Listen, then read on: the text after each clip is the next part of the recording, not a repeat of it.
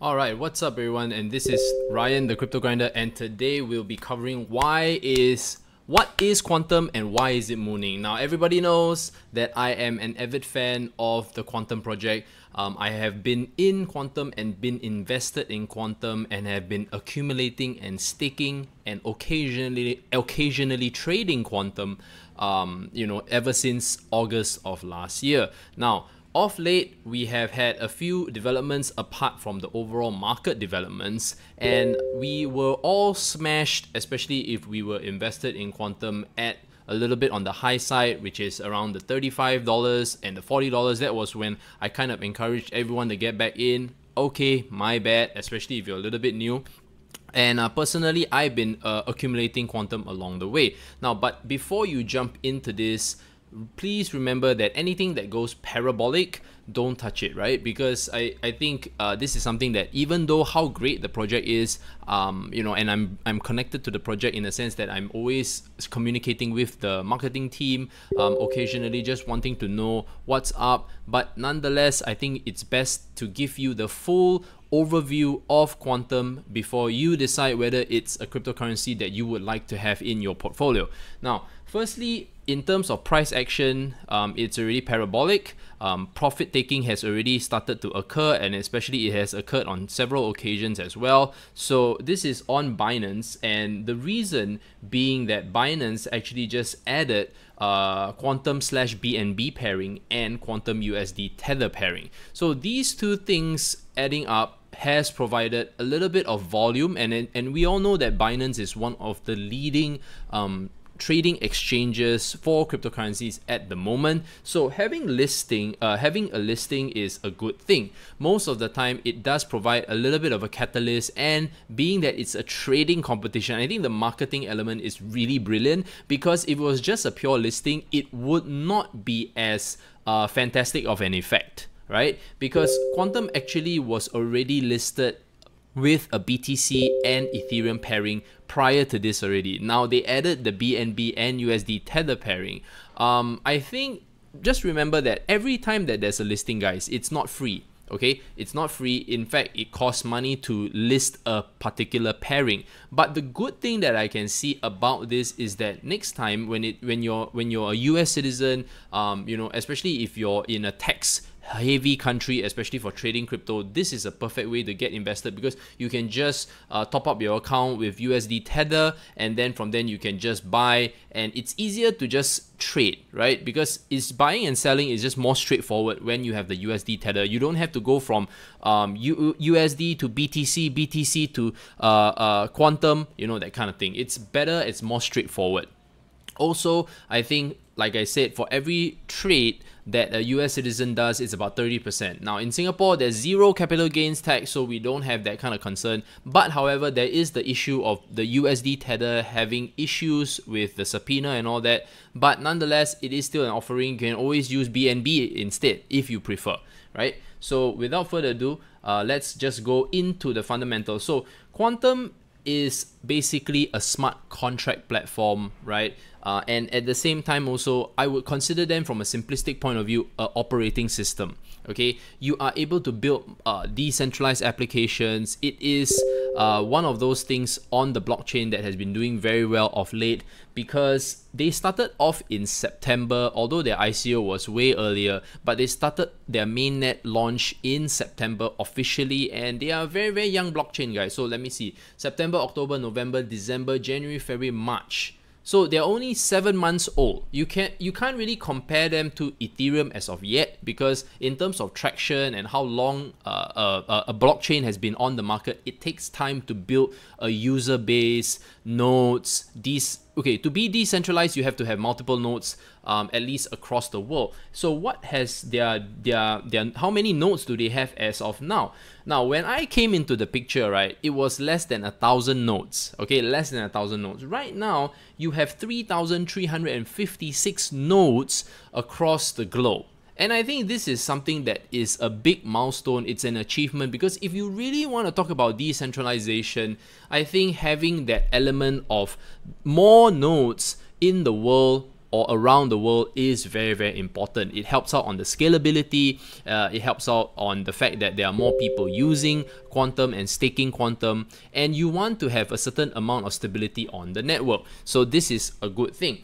Now, what about if you're saying, hey Ryan, if these guys are an OS, right, or a smart contract platform, how many dApps or projects are currently building on them? Like Ethereum, there are thousands of projects, I think hundreds to thousands of projects being built on Ethereum almost every day, because the ERC20 token has that kind of compatibility that everybody likes, all right, and everybody loves for the fact that ICOs are the hot thing, and that was the hot favorite last year. I'm not sure whether it will be the hot favorite this year, but there are still a lot of projects that who don't really know what Qtum is are building on Ethereum most of the time, because of the fact that it has a huge library of projects before. It's very easy to just go into the GitHub, look through a few of the previous projects, go through a library, and the web developer can kind of like have a template of a concept or previous business idea, and it's just there. It's for everybody to use.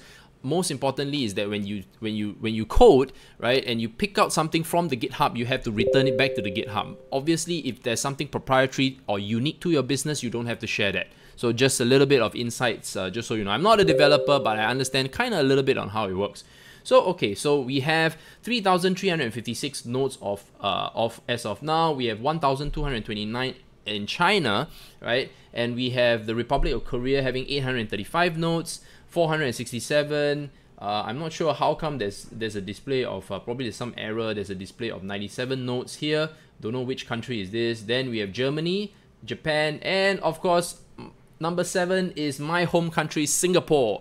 Right? Not bad. I mean, we are like a freaking tiny island, guys. I think we're here. Yeah, there we are.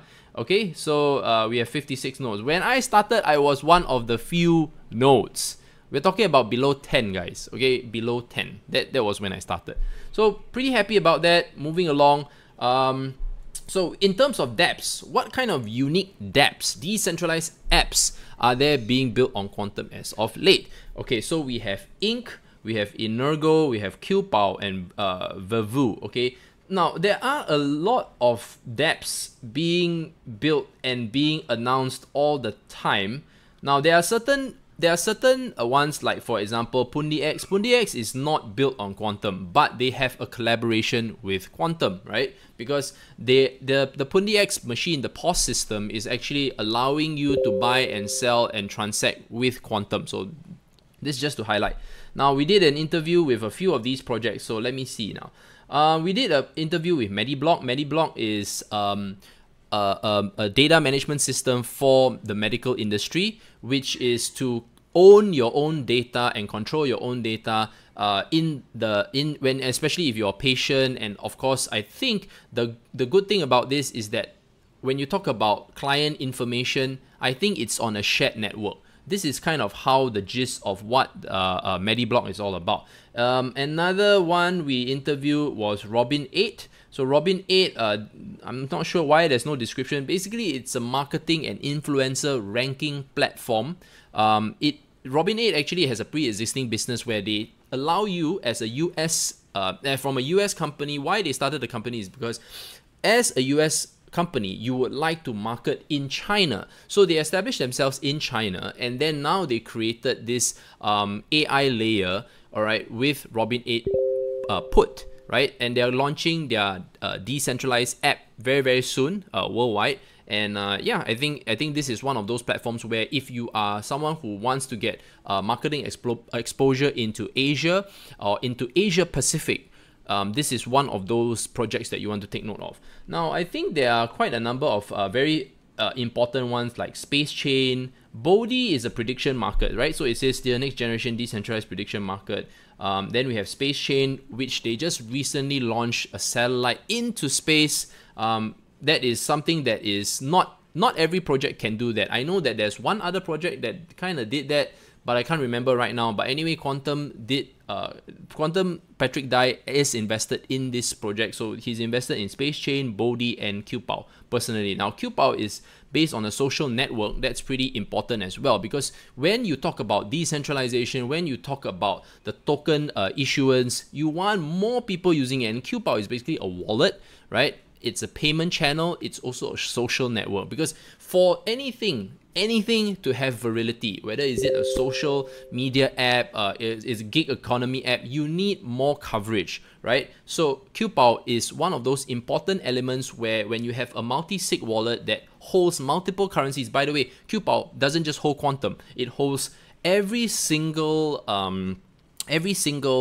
token within the Qtum economy, right? So every single token that you see here, if you really like the project and you don't know where exactly to store the to store the tokens of that particular project, you can download the Qtum wallet onto your mobile app. I think it's available on Android. I've already downloaded it, and also I think iOS as well. Okay, so this is one thing good as well. Next, we have, where are the markets that are currently trading Qtum? So previously, it was on Bithumb, there's Upbit, Binance, and there's Lbank, Coin One, right? And then you have Huobi, like Huobi. I use Huobi, it's Huobi as well, right? But in terms of where they are at the moment, I'm happy that Binance is still leading the way in terms of volume. Bithumb is only for Koreans. Same thing, all Korean exchanges only accept only Korean citizens can trade on Korean exchanges. It's no longer where it's cross-border, where you as a foreigner, you can start up an account there. It doesn't work anymore. Okay, so Lbank, you can still set up an account, not a problem. And then Coin One is a Korean exchange, so no way. So far, I think the only one is Lbank, Binance, and Huobi, right? These are the few that I personally use. Okay, you can use OKX as well, right? OKX has also been one of those internationally friendly exchanges, so not too bad. Now, of course, I have a Binance account already. Yeah, so pretty happy about how everything has been turning out as of late. As we all know, it was almost down to the dips of late, and this is the 150,000 Satoshi mark. In fact, let me give you a little bit of reference on what was the price action. And can you imagine that this was the low back in December, and then after that it burst up, and then now it's having this. So what kind of developments can you expect? Firstly, let me just share a little bit. You can expect for the fact that there are going to be three more partnerships that are going to be announced. These are corporate tie-ups that are going to significantly enhance the coverage and use cases of Qtum. Okay, they have already announced two. That was, I think, 360 and Baofeng, right? These are two pretty major companies in China that have quite a bit of influence and network effect. So there's still three more partnerships that have yet to be announced. Patrick has been pretty active of late in the media. Okay, you can start reading about him.